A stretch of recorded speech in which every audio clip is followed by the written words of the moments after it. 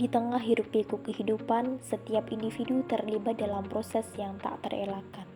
Sosialisasi. Sejak lahir, manusia mulai belajar, berinteraksi, dan membentuk identitas melalui orang-orang di sekitarnya. Proses sosialisasi ini adalah kunci untuk memahami norma, nilai, dan peran dalam masyarakat. Keluarga, teman, sekolah, dan media semuanya berperan dalam membentuk siapa diri kita. Namun, perjalanan hidup tidak selalu berjalan dalam satu jalur. Melalui mobilitas sosial, individu dapat berpindah dari satu lapisan ke lapisan lainnya. Mobilitas ini dapat membuka peluang baru atau bahkan tantangan baru di setiap langkahnya. Sosialisasi dan mobilitas sosial adalah proses yang terus bergerak, menentukan jalan kita dalam kehidupan dan bagaimana kita berkontribusi pada dunia. Mari kita pelajari lebih dalam bagaimana proses ini membentuk masyarakat yang kita kenal. Sosialisasi merupakan suatu proses belajar dan menyesuaikan diri untuk membantu anggota masyarakat dalam memahami bagaimana cara hidup. Mengutip dari Charlotte Bahler.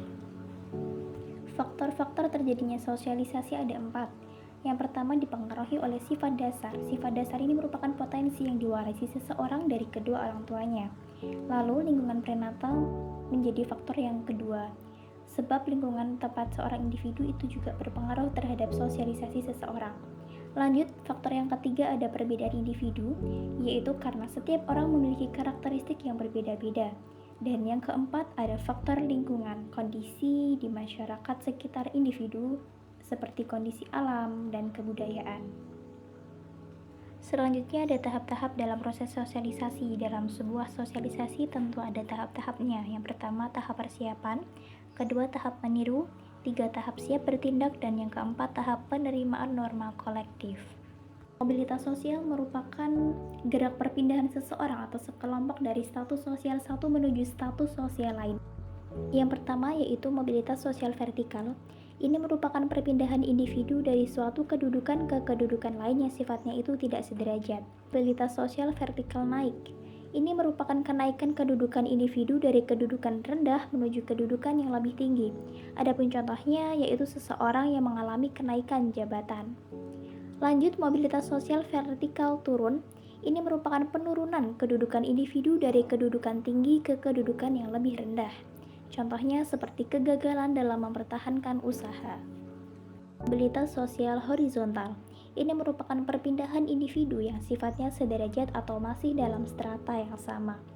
Seperti contohnya yaitu beralihnya mata pencaharian yang mulainya dari pedagang buah beralih ke pedagang daging ayam. Selanjutnya yaitu ada mobilitas sosial lateral. Ini merupakan perubahan status sosial yang terjadi karena perpindahan individu atau sekelompok dari daerah satu ke daerah yang lain. Mobilitas sosial lateral ini dibedakan menjadi 2, yaitu permanen dan juga tidak permanen. Selanjutnya ada mobilitas sosial intragenerasi dan antargenerasi. Mobilitas sosial intragenerasi dapat diartikan sebagai perpindahan status sosial yang terjadi dalam satu generasi yang sama. Sebagai contohnya, seseorang yang berhasil menempuh pendidikan sarjana dengan baik dan meraih predikat cum laude, lalu ia diangkat menjadi manajer dari perusahaan. Tentu hal ini dipengaruhi oleh faktor dari dirinya sendiri, bukan dari orang lain. Yang selanjutnya ada mobilitas sosial antar generasi. Ini merupakan perpindahan status atau kedudukan yang dialami oleh 2 generasi atau lebih.